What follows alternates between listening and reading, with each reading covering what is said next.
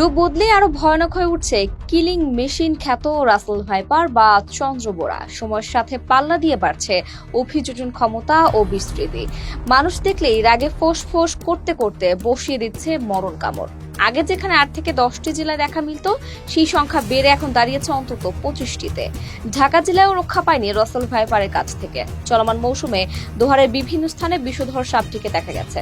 বিস্তৃতি যেভাবে বাড়ছে তাতে আশঙ্কা করা হচ্ছে হয়তো নিকট ভবিষ্যতে রাজধানীর ভেতরে ঢুকে যাবে রাসেল ভাইপার। কারণ রাজধানী ঢাকার আশেপাশের অঞ্চলগুলোতে উৎপাত বেড়ে গেছে চন্দ্রবোরার। সরকারি তথ্য অনুযায়ী ঢাকার একেবারে কাছে মানিকগঞ্জের হরিরামপুর উপজেলার চর এলাকায় গত 3 মাসে মারা গেছে 5 জন। গত 2-3 বছর ধরে এর বিচরণ বহুগুণ বেড়ে গেছে। আবার সাপটি এর স্বাভাবিক চরিত্র বদলাচ্ছে। বিরূপ পরিবেশেও প্রতিনিয়ত মানিয়ে নিচ্ছে নিজেকে। রাসেল ভাইপার অনেক এলাকায় উলুবোরা নামে পরিচিত। ভূমিতে বসবাসকারী পৃথিবীর বিষধর সাপগুলোর মধ্যে 5ম স্থানে আছে এটি। কিন্তু হিংস্রতা এবং ভয়াবহতার দিক থেকে তার অবস্থান প্রথমে। আক্রমণের ক্ষেত্রে এই সাপ এত ক্ষিপ্র যে 1 সেকেন্ডের 16 ভাগের 1 ভাগ সময়ের ভেতরে কামড়ের সম্পূর্ণ প্রক্রিয়া সম্পন্ন করতে পারে। অর্থাৎ চোখের পলক ফেলার আগেই সে বিষ ঢেলে আপনাকে নিশ্চিত মৃত্যুর দিকে ঠেলে দেবে।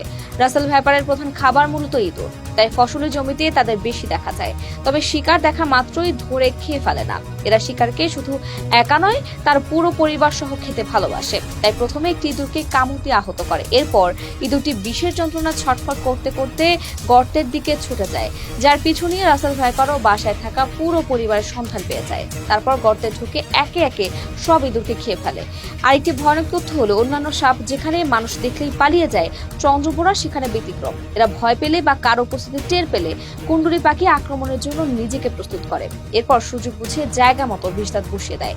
এদের বিষদাঁত বিশ্বের দ্বিতীয় সর্বোচ্চ বৃহৎ, তাই বিষ ইনজেক্ট করতে পারে খুব সহজে। সাপটি একেবারে সামনে থেকে মাথা উঁচু করে কামড় বসায়।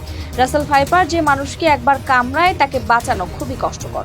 অন্যান্য সাপের বেলায় কামড় দেওয়ার 48 ঘন্টা পর রোগীকে নিরাপদ ভাবা যায়, কিন্তু এদের বেলায় সম্পূর্ণ সুস্থ হয়ে উঠলেও আক্রান্ত ব্যক্তিকে নিরাপদ ভাবার সুযোগ নেই। কারণ রোগে সুস্থ হয়ে বাড়ি ফেরার পর মারা গেছে এমন রেকর্ডও আছে। এছাড়া অ্যান্টিভেনম দিয়ে চন্দ্রবোরার বিষ নিষ্ক্রিয় করা গেলেও দংশিত স্থানে পচন ধরে যায়। ভাগ্য খুব বেশি ভালো না হলে সেই অঙ্গ কেটে ফেলার প্রয়োজন হয় বেশিরভাগ সময়। রাসেল ভাইপার সাপের বৈজ্ঞানিক নাম ডাবোইয়া রাসেলি, যা ভাইপারেডি গোত্রের একটি ভয়ঙ্কর বিষধর সাপ। প্রকৃতির সঙ্গে নিজেকে মানিয়ে নেওয়ার সক্ষমতা বেড়ে যাওয়ায় এটি দেশ জুড়ে ছড়িয়ে পড়ছে। শুধু বাংলাদেশ নয়, চন্দ্রবোরার উপস্থিতি আছে ভারত, ভুটান, থাইল্যান্ড, কম্বোডিয়া, চীন ও মিয়ানমারে। তবে কয়েক বছরে আমাদের দেশে যে হারে এদের আনাগোনা বেড়েছে তা অত্যন্ত আশঙ্কাজনক। মূলত খাদ্যের প্রাপ্যতা, শত্রু কমে যাওয়ার কারণেই সংখ্যা বৃদ্ধি পাচ্ছে।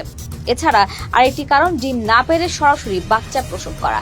রাসেল ভাইপারের আক্রমণ বেড়ে গেলেও তা রোধে সরকারের পক্ষ থেকে এখনো তেমন কোনো পদক্ষেপ নেওয়া হয়নি। তাই একমাত্র মানুষের সচেতনতাই পারে ভয়াবহতা কিছুটা কমিয়ে আনতে।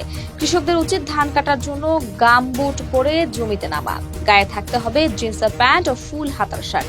এছাড়া ফসল কাটা শুরু করার আগে পুরো জমিতে বাঁশ দিয়ে ভালোভাবে নাড়াচাড়া করতে হবে।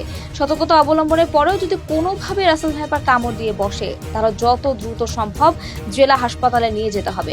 অল্প সময়ের মধ্যে অ্যান্টিভেনম দিতে পারলে রোগীর বেঁচে যাওয়ার সম্ভাবনা বেড়ে যাবে। সাপের কামড় খাওয়া ব্যক্তিকে ভুলেও ঝাড়ফুঁকের জন্য ওঝার কাছে নেওয়া যাবে না, তাহলে তার মৃত্যু নিশ্চিত।